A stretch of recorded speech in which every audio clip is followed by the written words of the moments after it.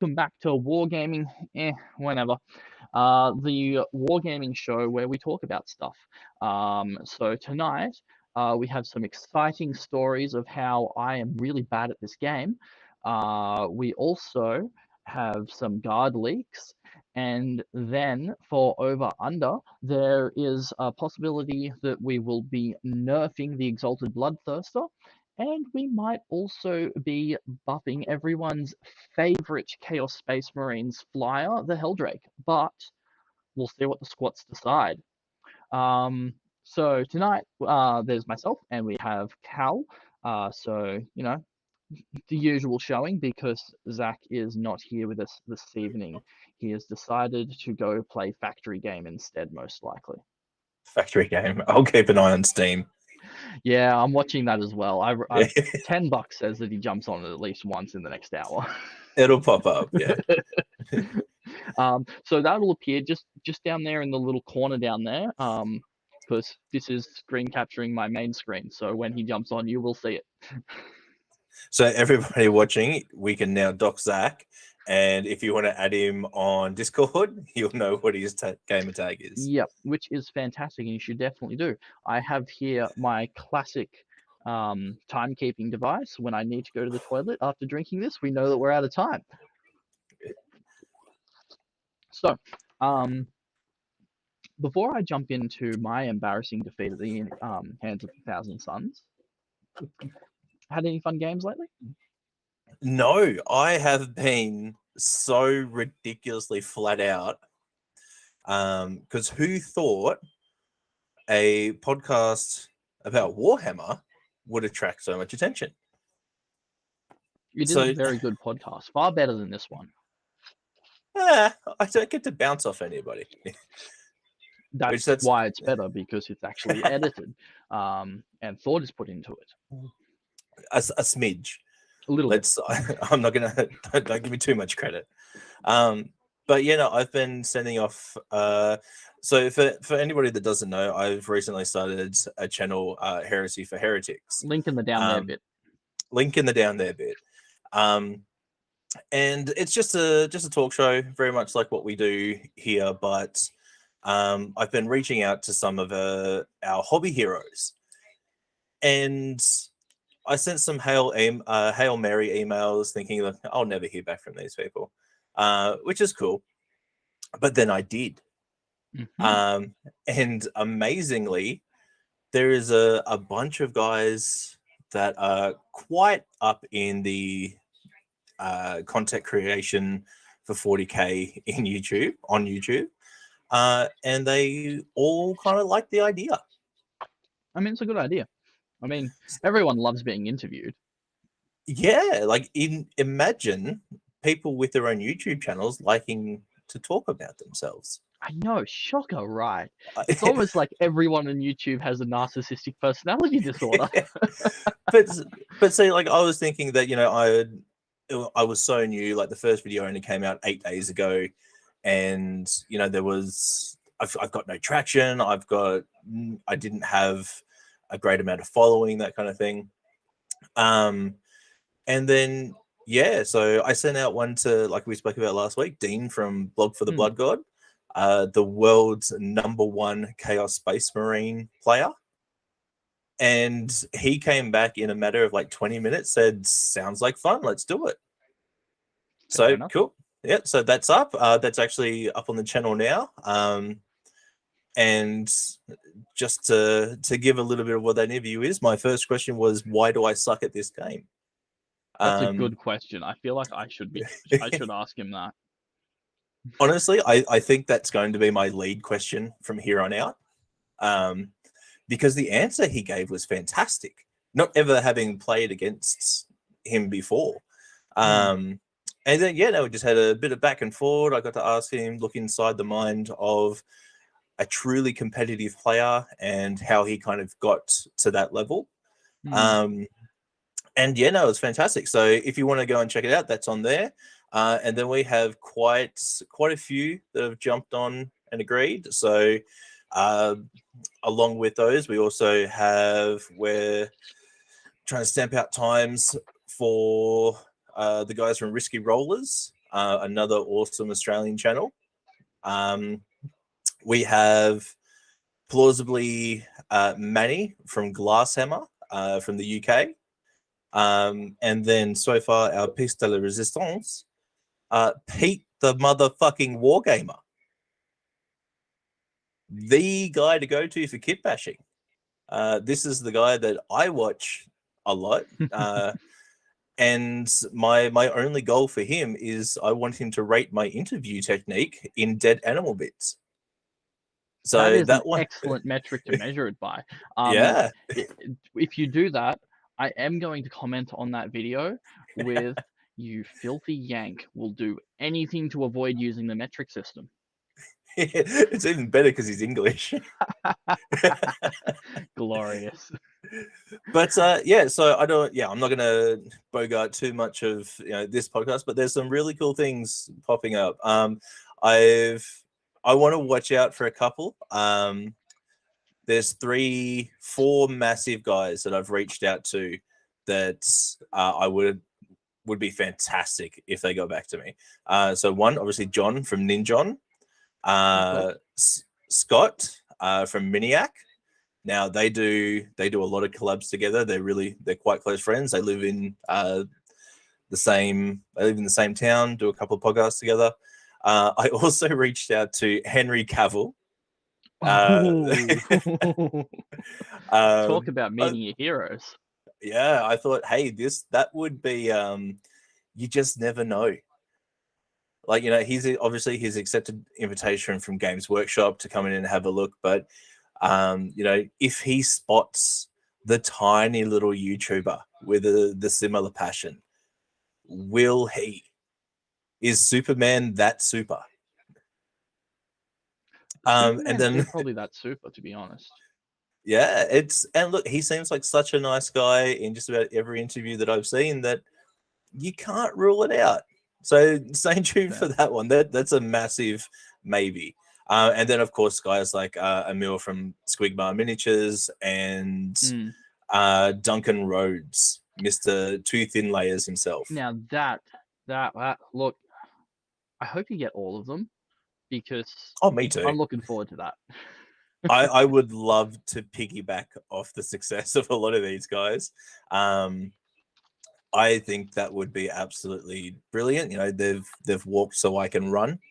But yeah, no, it looks like there's a lot of cool things coming up. And a lot of mornings that I'm getting up at like 3:30 to be able to conduct an interview for somebody overseas. Yeah, that's the bit because someone that I'd love to get on this show, that I don't think is going to happen because the time slot is not good for it at all.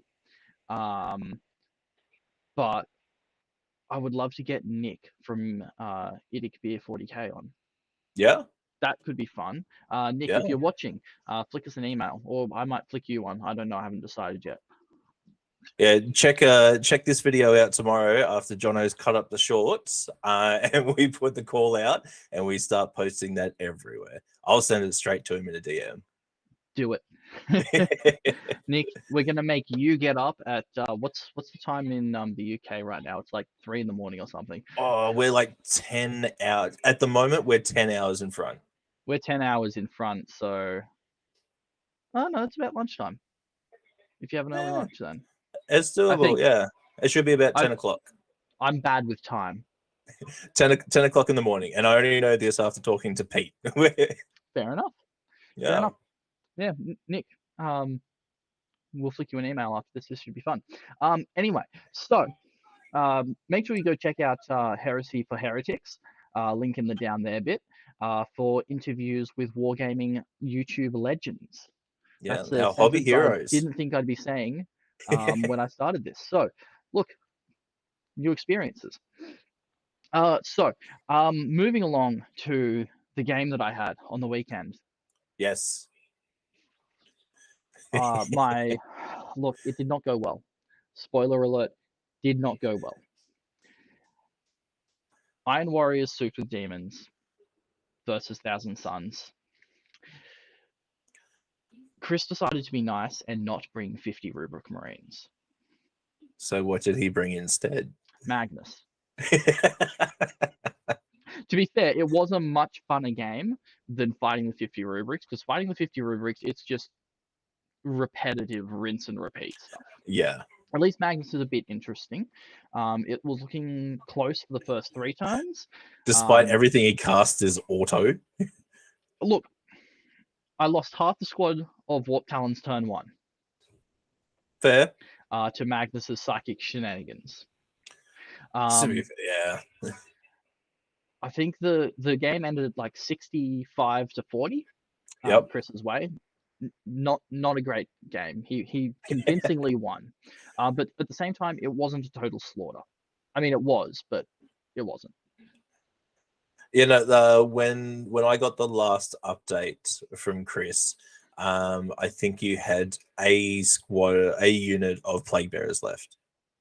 No. The Plague Bearers got obliterated turn 3, I think it was. No, they charged turn 3, got obliterated turn 4.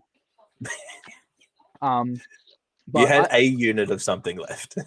I had the Vindicator had died.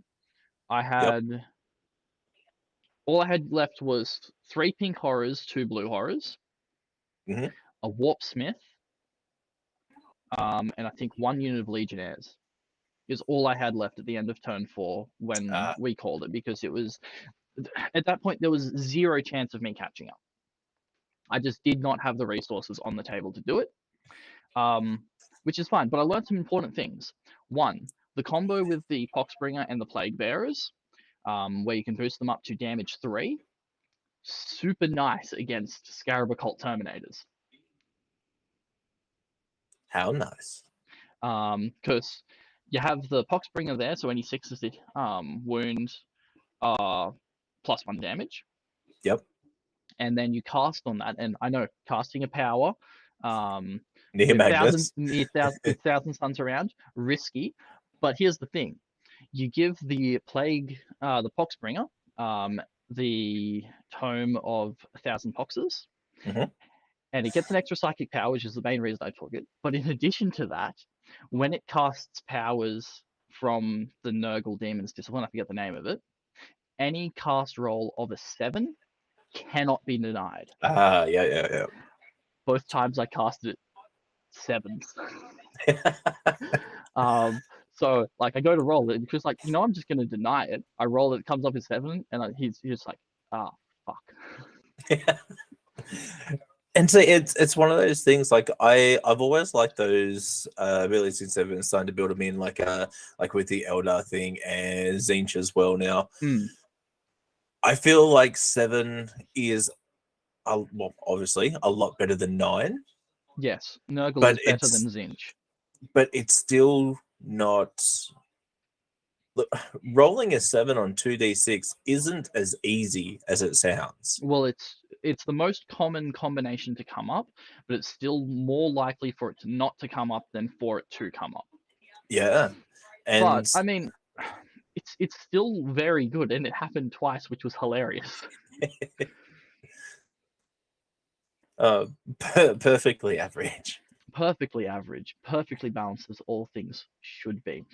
So they killed a couple of Scarab Occult Terminators. Yep. Before the Scarab Occult Terminators then unmade them, because a 5-up demon save in close combat, it's not great. Yeah. I'm really not huge on 5s, to be honest. Because it gives you that touch of hope, but you're not gonna do it. Look, it's not something you can rely on. It's better than Zinch's close combat demon save of 6 for most of them. Yep. So that's technically better. But look, I had some learnings from the game. I had a very mixed turn 1. So turn 1, I fucked up my positioning, first of all. Yep. And then proceeded to make that problem worse by firing my Demolisher Cannons in the wrong order. So I had 2 of them that were in range of the Mauler Fiend, and only one of them was in range of the Vortex Beast. Guess which one I fired first? The one that was in range of both, and I fired it at the target that they were both in range of, rather than the one that only one was in range of. Yep. I then rolled fairly well. Got the Morphine down to 3 wounds straight off the bat because I hit with 7 out of 6 of the shots that it got because it was Cool. turn 1 and it's Iron Yep. Warriors, which is fun. I was like, only 3 wounds left. I have a Legionnaire squad there. Let's pop off some plasma shots. Pop off the plasma gun, throw some bolters in just for good luck. Fired them off. Got a couple of hits. Plasma went through, which was nice. Chaos Lord there, so I re-rolled the one. So the plasma went from missing and killing my guy to hitting. It then went through. He failed to save. He took 2 wounds from the plasma gun and 1 wound from a bolter. Excellent. Which then meant that my second demolisher cannon was out of range of anything. Yep. And the forge So beam that was also then out of range of anything. Yeah, a So little bit, that touch of a misplay. Yeah. Look, so I made misplays from the beginning, but I learned something, so that's good. I've also basically learned from it from the last couple of games I've played with the Iron Warriors. I've decided I'm dropping the Warp Talons from my list and replacing them with 2 squads of Raptors, as we have discussed previously, because the Warp Talons, they just don't do enough into power armor, and there is too much power armor in our local meta. Yeah. There's quite a bit. That 1 damage, especially in the Thousand Suns, it just makes them so meh, it's not funny. So swapping those out for 2 units of Raptors. Each unit of Raptor has 2 melter guns in it. Yep. And the plasma pistol. So yeah. And did you end up going with the Mark of Zinch or the Mark of Corn? Zinch. Excellent. I figure for the way I intend to play them, I don't intend on putting them into close combat. Yeah. See, I'm the same. If I put Raptors into mine, they get the Mark of Zinch, and that's it. Everything else is bare bones standard because they're going to be my point scorers. They're getting out quickly to hold something. They're not doing much else. Yeah, well, they're basically going to jump forward, maybe score a few points early game to try to push me ahead as early as possible. And, have 4 melter guns in my opponent's face turn 1, because melter guns, being assault weapons, can advance and then shoot. So they're going to be in range. Which is not, I love melters. And there's 4 of them. So even if my big guns are out of range, if you have something that's going to threaten my big guns, I'm going to hit that as early as I can using the Raptors. And that'll mean my big guns will survive a bit longer to pound the shit out of your infantry. Yeah, no, you've essentially got a miniature fusion boat. Yes, but less durable. Which is, and not as fast. Which is fair because fusion boat costs. Fusion boats were a bit more. Gross. Yeah, like there's a reason that they got taken out. Yes, it's because they were awful, and you were a bad person for playing them. So that's kind of how that game went. He did extract some rubrics with 10 warp flamers into my back line because I left just the slightest sliver along the edge open, and he took it. Yeah, no, that'll do it. I then proceeded to, because the Raptors were the Warp Talons had already lost half their squad to Magnus. I thought, I'm going to fall them back and use them to deal with the flamers that have just dropped in behind me. Mm-hmm. So they did that, and I also pulled the pink horrors back to soak up the Overwatch that I was inevitably going to get hit with. Oh yeah. And they did their job very well because 3+ save, unmodifiable against range, very durable. And then even if you kill some of them, I then replace them with blue horrors, which I then put closer to my opponent to make the charge easier. Yep. It's a cheesy play, but it's so effective. Yes, well, it means that they're then in combat. Warp Talons could then come in and start chopping them up. They weren't very effective, but they stopped the flamers from firing off more than once. Yeah. Which, of course, is a very good thing, because rubrics with warp flamers, disgusting. I am still dreading the day that, the flamers of Zinch come back to stock just as Chris is passing James' workshop. That is going to be a rough day, a rough weekend for whoever turns up for gamings. Look, it's just the rubric marine lists are just so skewed in one direction Yeah. that unless you're list tailoring to fight it, you're gonna have a bad time. Because being so much infantry, it can score. Yeah. On top of that, they're stupid durable. Because even if you take damage 2 weapons, he has a strat to reduce it to damage 1. Yep. And not only is he then reducing it to damage 1, but also he's then improving his armor to a 2+ save. Plus your stack armor of contempt. Plus if he can get his positioning right, he then can get cover as well. Yeah. And then there's 20 wounds in the unit. And he brings like 5 units of them. It's really funny to see, like, especially since we've been doing more podcasts like since this and looking up more of the meta standards and the lists that come up with it, which we've always done previously. But seeing a list like Chris's, it's still somewhat of a rogue list that we're not seeing in the meta, but it is somewhat designed to handle almost everything in the actual meta. Like these meta lists that we're seeing come out, this would it'd be do very very, well. very competitive.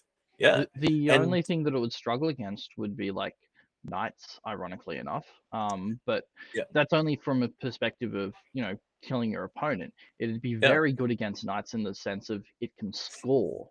yeah. And look, if you can start to tie up a knight, even if you can't kill it, if you can tie it up for 1 turn, 2 turns even, that's going to put you ahead in VP quite a lot. Oh yeah. Because like even though knights have their own rules where they're counting as more models for obsec purposes, they're still pretty slow, especially for the amount. Like you can actually take a few models in a knight's army at 2,000 points. Oh yeah. I mean, most knights are somewhere in the 300 to 500 point range off memory. Yeah, or actually, they go up to like 700 points now. Some of them. Okay, so yeah, you fitting 4 knights. Yeah, maybe some warglaves. Yeah, well, that's generally what we're saying. A couple of the big daddies and then warglaves, or hellhounds. Which you throw a unit of 10 rubrics into that knight. The knight's going to take 2 turns to kill him. Yep. And then you've effectively taken that knight out of the game for 2 turns. Yeah. If they've taken a big knight, you can take like a third of their army, basically off the battlefield for a turn or 2, using 10% of your army. Yeah, and here's the thing, like while they might be Titanic and they can move over models, that kind of thing, all you have to do is start looking at positioning from a secondary backup unit, and they're stuck. Oh yeah. Like even if they can, per as rule say, if they can fall back by moving over the unit, if they can't land somewhere, that's it for them. That's game there. So multiple infantry, like in a list that that Chris has been taking recently, I think he will still do very well against knights. Look, I just want him to finish paying the rubric so he can take him in a tournament and then never play them again. He'll get over them after the weekend, and that's it. Yep. Anyway, let's move along into some news now. So, guard leaks. There has been some guard leaks. It looks like a lot of fun. I expect, funnily enough, following on from talking about rubrics, it might give the rubrics a bit of a run for money, because good luck tying up that many Leman Russ battle tanks. Which, to be fair, that is pretty much just guard in a nutshell, isn't it? Yes. You either have all the conscripts or all the Leman Russes. Look, based off of the leaks, I think it'll be fairly well balanced. Keep in mind, it's leaks, could be changed, don't know what the points are. And we haven't seen all the combos yet. None of the rules that I've seen so far have seemed over the top. No, they look great. And look, we've had some of the leaks come out. some of the points. Sorry. So the Lehman Russ battle tank. They're saying rumors are remaining around the 150 points, which isn't terrible. So it's got a 10-inch movement, weapon skill 6, as we expect it's a tank. Ballistic skill 4, strength 7, T8, 13 wounds, with a 2+ save that gains 1 wound. Sorry. Looks like it does. Turret weapons. Now this is a cool new thing it's that +1 we've to hit noticed with your today. turret weapons. Yeah. So like your primary weapons on the tanks, and we've seen it in a couple of other big tanks as we're discussing today, +1 to hit for those weapons specifically. That's really cool. I like that. I think that'll be interesting. Yeah. Something interesting I did notice. Demolisher cannons. Yes. Notice anything strange about them based off the leaks? So heavy D6, strength 10, AP 3, damage D3 +3. Yeah. So the damage D3 +3, I kind of like that. Yep. But I would prefer it the other way around. I prefer D3 +3 shots and D6 and then damage. D6 damage. Plus, real Demolisher cannons, Iron Warriors Demolisher cannons, AP -4. Yeah. So that's a little disappointing. But if I don't know if you saw the Auspex Tactics put out another video about it. I saw that it came out. Baneblade. Yes. So the Demolisher cannon on that was different again. Okay. I'm just finding where I put the thingy now. I will tell you what it was. There's the thing. So no, nope, that's not it. That's not it.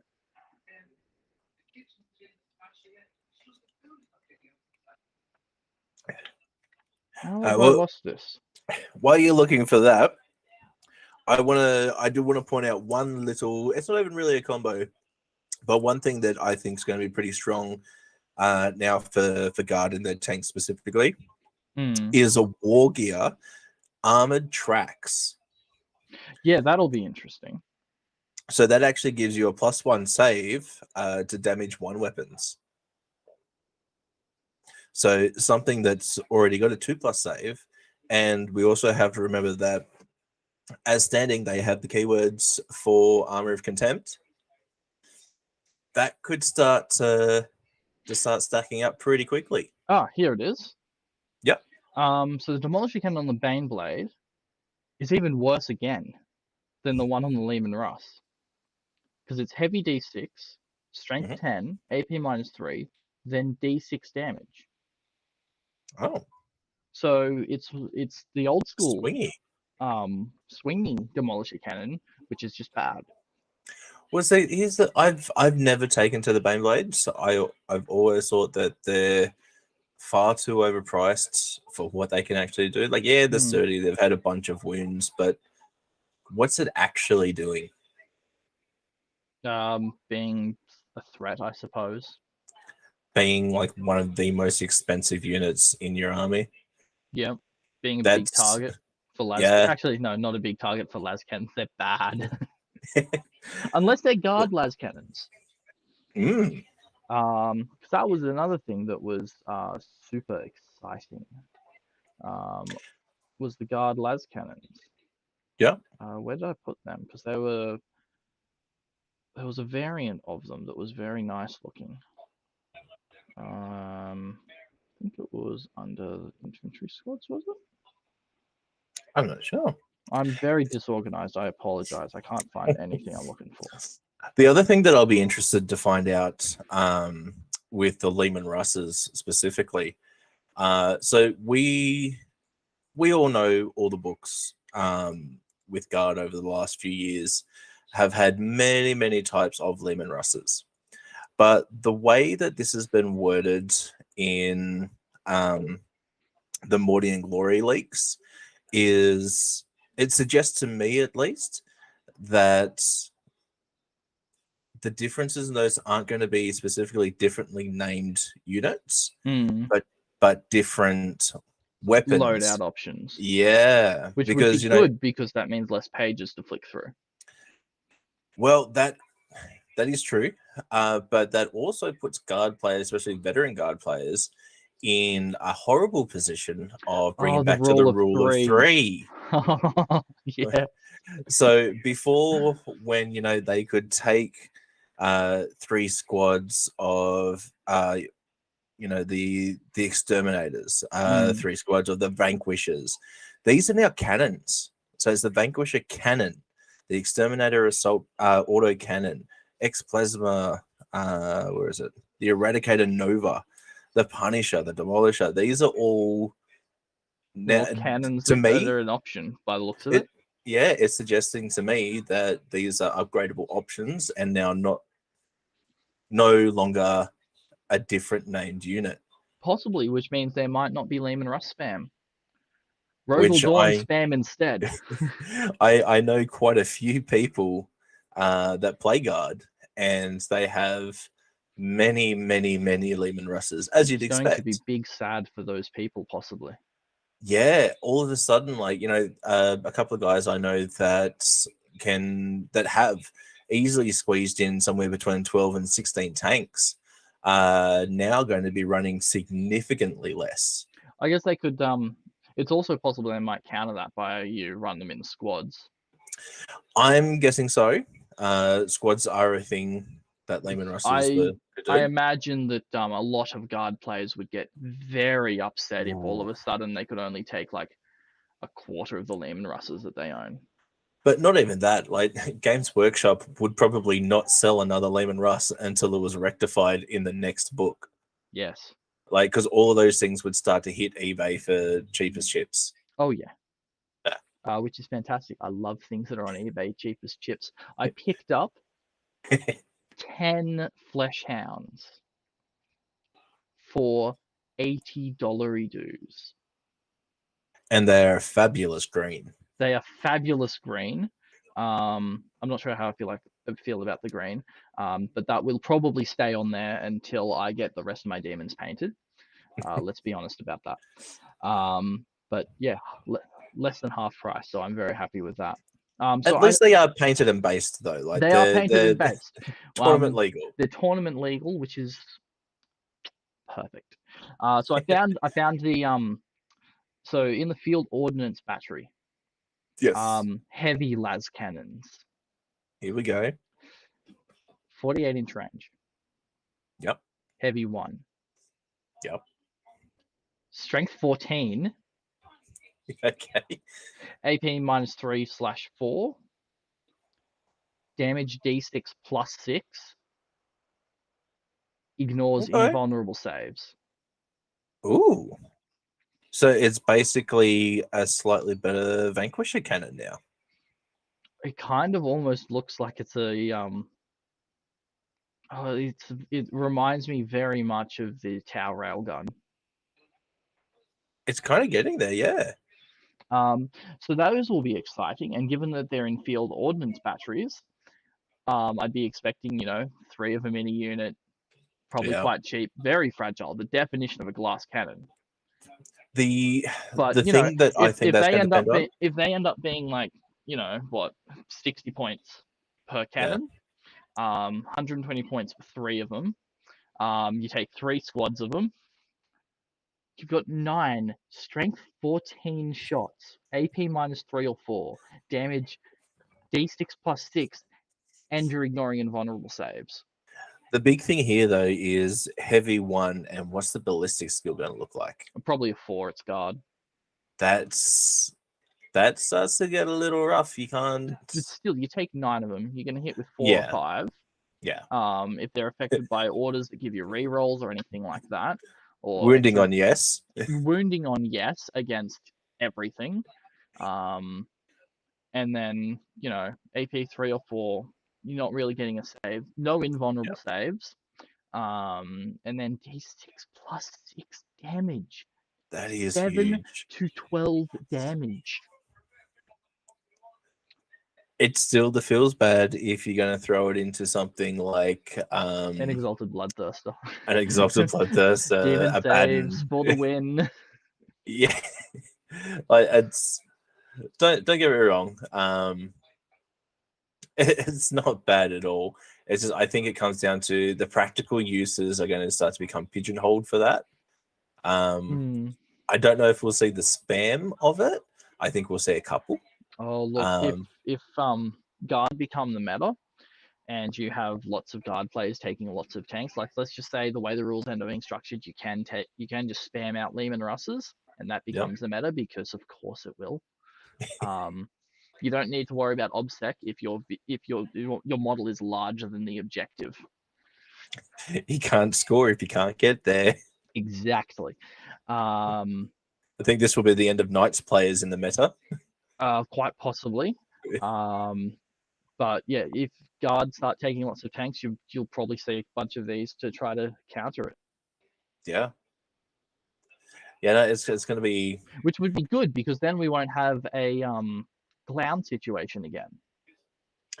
Well, actually, that I was just thinking the opposite. You're going to, if you're starting to see things pop up like that, where again it's back to heavy shooting based armies, the clowns still have quite the advantage. Oh, I actually meant that in the sense of, having top tournaments where the yeah. winning lists are mirrors of each other. And it just comes down to who gets to go first.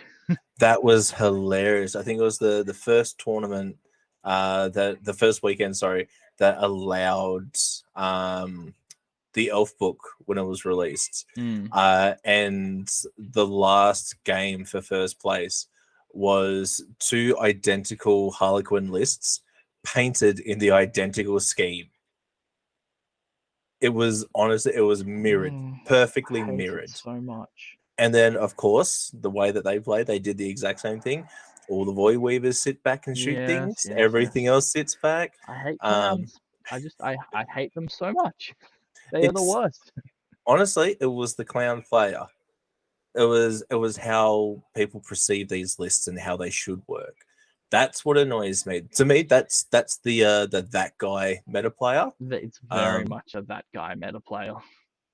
Just like, and honestly, I've been thinking about this more and more and more because obviously I'm not a competitive player. You're not a competitive player. Our circle as a whole, they're not tournament players. Well, Chris and then Chris is, but which still. is why he keeps stomping us.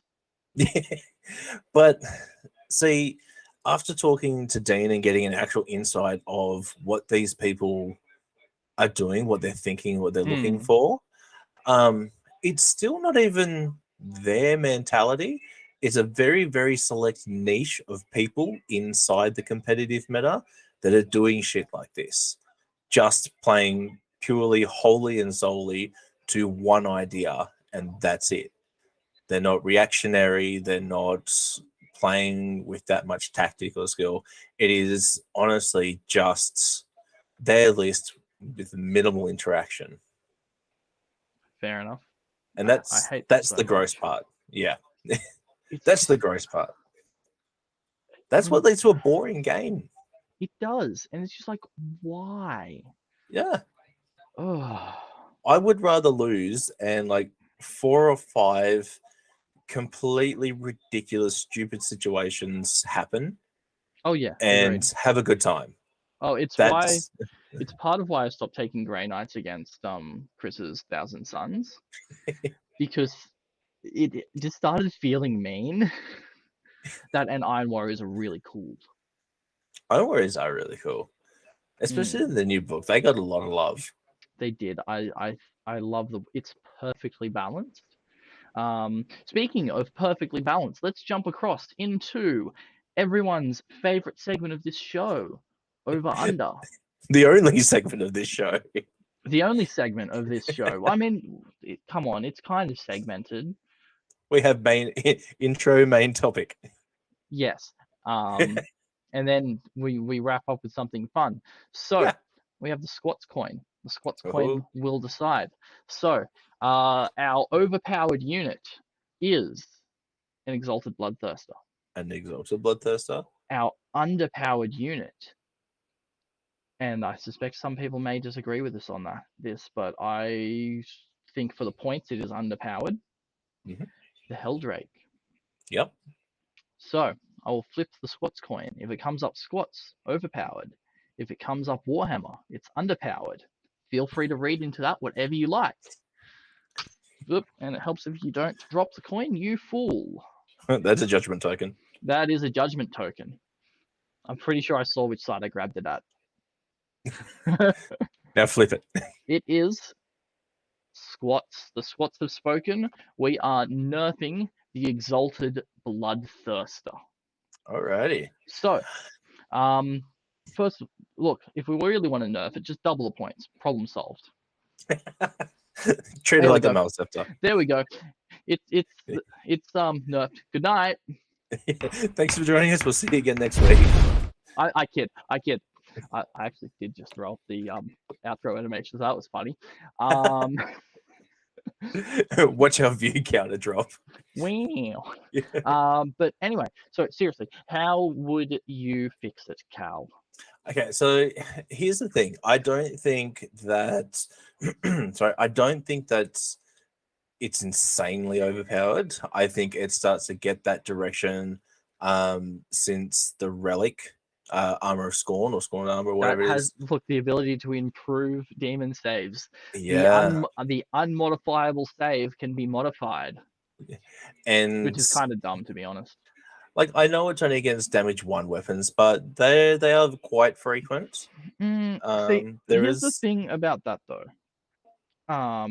It's a bloodthirster. How many damage 1 weapons are really being fired into it?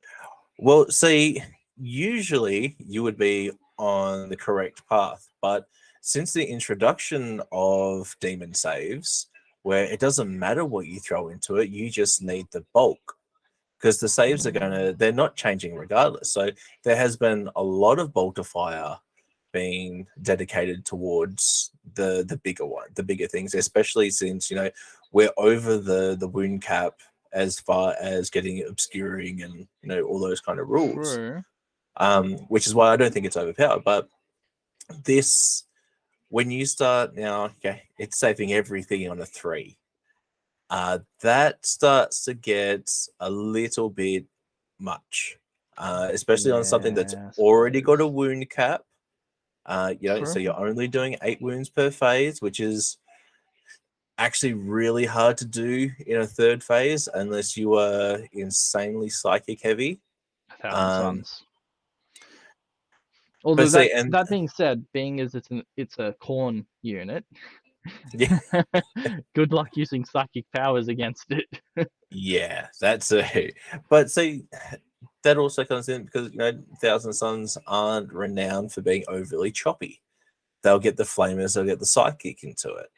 I don't know. Well, there is a couple of units. Let's be fair. The warp flamers into it would roast the 8 wounds off it fairly effortlessly. Yeah, part's fine. That and the psychic, okay, we're probably getting to 8 on each. But in fighting, now the Scarab Occult, yeah, plausible, not guaranteed by any means. That, and even if you had a unit of 10 Scarab Occult, the Bloodthirst is going first. Yeah. Let's look. A Bloodthirster is the unit that's making the charge in that matchup, and it's going to get choppy. It's going to start to hurt, especially if, like, I know this is getting quite situational now, but with Warp Locusts and how demons, the new demon summoning kind of works, even if you're playing straight demons and you take Scarbrand in there, for example, and now all of a sudden you're popping up this big, bad, horrible Bloodthirster that is untouched because he's just come into play. True. And it's getting brought in, depending on what leaderships and all the rest. Again, very situational. Plausibly 3 inches away from you. That thing is definitely coming in. It's untouched. It's completely fresh. And then you also have Scarbrand there. But those kind of situations, it's not going away. You are not getting rid of that. I don't think there's many armies at all that are equipped to actually hand out. Even if you look at entire lists and you focus everything on just the Bloodthirster, there's not many armies or lists that can really be built around doing 8 somewhat guaranteed damage in 3 different phases. That is difficult. True. And they've now made it worse because it's saving damage 1 on a 3. I suppose. Although, I mean, a 4-up demon save is already pretty good. The 50-50, yeah, that is. But we have seen how effective 3s are in previous editions with invulnerable saves. Invulnerable saves of 3 became huge. While it's not new, it's a little bit more frequent now in the last few books to start ignoring invulns and bits and pieces like so that. many things ignore invulns now. It's so many. Why bother? And feel no pains. Oh yeah, that's kind of fun. Rules where they're ignoring rules. Yeah. And this is why people talk about rules bloat. That is very much rules bloat. It is kind of dumb. It makes for great situations and different things that can pop up and a little bit more fun. But yeah, no, but no, we've seen how strong a 3+ invuln can be. See, here's the thing though. If when you're designing your game, you find that you've put in a rule that makes a unit survivable, maybe giving other stuff the ability to just bypass it is not the best way to go about doing it. Maybe learn from that and just tone that rule back a little bit. So the one thing I will give Games Workshop a pass on that, and this may be a little controversial, is in all fairness, they've been around for 35 years. There's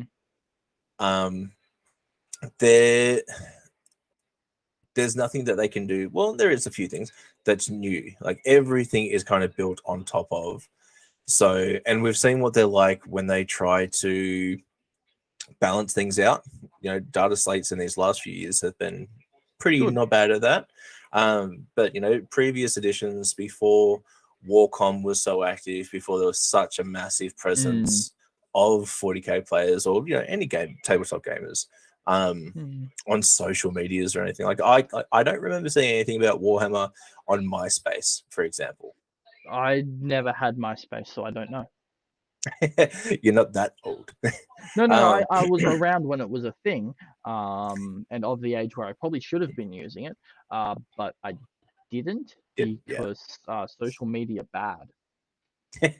But see, like it's just one of those things. Like even like back then, we're not talking eons ago. Like we're talking about that these are within our lifetimes, somewhat recently. And that's how they were changing rules back then. It'd either be brought out in a White Dwarf, or thanks for playing, guys. You'll have to wait till the next edition. That's how things were fixed. So I think, in all fairness, 35 years, there's they can only start to add things and subtract things. I suppose. Instead of, unless they're going to go back to the drawing board for 10th and completely reimagine how a lot of the rules interact. Which I hope not. And everyone that's about to buy a Guard Codex hopes not as well. Well, see, and that's the danger of it as well, where we can almost guarantee that that's not going to happen. Because we've seen them drop things like initiative in 40k. I was around for so long as well. It was around forever. So we've seen things like that drop. We've seen things like Terminators in second, where you had to your saves were 2d6. I wish they'd bring that back. That's fun. Oh, that'd be a cool mechanic. But we're also seeing scatter dice mechanics. They're gone. Blast templates, they're gone. Probably for the better, to be honest. And that's all they can really do. Like they can take those few things out, but they can't reimagine the entire system. True. While still making it this system. That's why we now have Horus Heresy. True. Very true. Yeah. But anyway, back onto the Bloodthirster though. We digress. There was the tangent for the episode. There's one every episode. 10 internet points if you can spot it before I point it out. And because there was no Zach, it had to be me. And it had to be Cal because I am perfect in every way. No, to be fair, you spent 3/4 of last episode gushing over Necron rules. Look, those rules were so good, and There was some cool stuff. I'm looking forward to playing that. Have you went and picked up the I White have Dwarf not yet? had time to, unfortunately. It's on my to-do list though. You sleepy robot. I am the sleepiest of sleepy robots. But so you reckon the Bloodthirster, the best way to fix it is just get rid of that relic, and it's fixed. Yeah, honestly, like I think that was probably a touch too much. I Okay. liked how they were playing Raw, when if you want to replace the relic, go for it. I think that might be a little bit when you start to look at everything else that it can do, and then a wound cap, because it's completely separate. It's like you don't get to pick the wound cap or the +1 to the save. Yeah, if it It's was these one or things the can be other. on top. Yeah, that might have been all right. Fair enough. Fair enough. And I suppose so what the Bloodthirster is what toughness 8, isn't it? T8 22 To be wounds, something like honest, that. I don't think that having that relic is that great for it. I really don't see it coming into play that often See, at but all. that's And here's my reason for that. The thing okay. has 20 wounds to start Yeah. with. Most things that do 1 damage are around the strength 4 mark. Mhm. So most of the time they'll be wounding it on 6s. Yes. Hitting on 3s if they're Space Marines. Wounding on 6s. So even if you fired like, I don't know, 32 of them, and if you watched last week's episode, you'll get why that's funny. If you fired those into it, you're gonna hit with, I don't know, let's be generous and say 25 of them. Yeah. And then you'll wound with, 2 or 3 of them. 4. You'll wound with 4 of them on average. And then even with a 4-up save, 2 go through. Changing that to a 3-up save, I mean, you're talking about saving the difference of 1 wound. Yeah, that's if you're only sending kind of 1 unit into it, though. Like if we start talking multiple focusing units on it, which a lot of people are doing to get rid of their bolter shots and all those kind of things. In a demon's army, there's so many other things.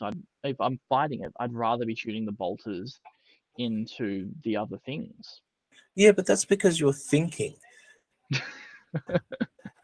The rest of us are looking. Only overpowered if fighting an opponent that does not think. Yeah, but to everybody else, like this is the big bad daddy that we've got to take down. It's and those lashes with the damage spill, that thing's pretty nasty. The flail thing. That's Yeah, fun. like So you want to bye start 1 or 2 removing Scarab those. Occult Terminators there. That's what I'm saying. You want to start removing those, and if it makes no difference to the save previously, you may as well throw all of your bolter shots and then use your heavy and special weapons on other targets. Yeah, but the bolters are only going to amount to 1 or 2 wounds. The only situation where it's actually going to be meaningful is if you manage to get it down to like 1 wound. Yeah, but we're also looking at I mean, given how we started the episode, I probably shouldn't be saying that. Oh, that'll never happen. It's where it was. I'm actually seeing it happen a lot. I've been watching a lot of battle reports, and this seems to be the trend of everyone's kind of flopping off their specifically bolter fire into the greater demons. Okay. So they can kind of try and start chipping those big things down, especially when they're not getting obscuring or anything like that. So that seems to be the message trend, and now that you can save it on a 3, that's pushing it back even further. Like as you were saying, out of the 32, we're wounding 4 times, and if we're now looking for 3s to save those, we're getting 1, maybe 2 Yeah, through. look, I know how to settle this. 2 games. 2 games. You take the full-blown Shuriken list both games. Oof. Just to exacerbate the change to the nth degree. The Shuriken list would be great for that because it's all damage 1. Yeah, majority. Yeah. Yeah. I'll take 2 demons lists. One where it has the relic and one where it doesn't. Everything else will be identical. Well, actually, And you we'll can see take what it in the one differences. list. You just take 2 different bloodthirsters, one with, one without. That's an option. It's So a that means we only have to have it's one a game relic. then. Yeah. Yeah. So we'll do that. We're time poor as it is. We'll try and do that at some point. Tune in 2030 for that one. Well, actually, what's probably going to happen is between now and then, probably after this, when we hang up, John will be having a look on his spreadsheet to see what 407 shurikens can do to a bloodthirster. Yes, and if I had it open right now, I would run those numbers right now, but it's not open, and I don't feel like waiting for it to open because it is the most disgusting spreadsheet ever. For those of you that don't know, I have a spreadsheet that simulates you shooting something into something else, and then repeats that simulation 10,000 times to create a data set that can be graphed. It is disgusting. We Jonathan has tried to send different bits and pieces of this spreadsheet over the years, and it's crashed some computers. It's folded down phones. It's It's a gross spreadsheet. it's huge. It crashed my work laptop at one point. At that point, I did any further edits on it on my 3D animation rig. And even then, what's the usage look like Uh, when you're having that thing open? Look, we don't talk about that. I paid for the whole PC. I'm going to use the whole PC. I paid for all 20 cores. I'm going to use all 20 cores. But that is all we have time for this evening. So we will wrap up there. Remember, if you want to improve your wargaming, make your tabletop battles more epic, and make your wargaming budget more powerful, smash the subscribe button, ding the bell, do whatever you do on Facebook. It's the worst platform ever. Or Twitch. Stuff happens on Twitch as well. I don't understand it, but I was told to put this on Twitch as well. So that's what we jump do. onto our Patreon. We don't have a Patreon yet. And follow our Kickstarter. Probably never will because I'm not a fan of begging for money, personally. I will. Check out my Patreon. Check out his Patreon. That'll work. And then my GoFundMe. And his GoFundMe for his 13th kidney transplant. Because for some reason he needs 13 kidneys. Yes, all of them. And we will see you all next time.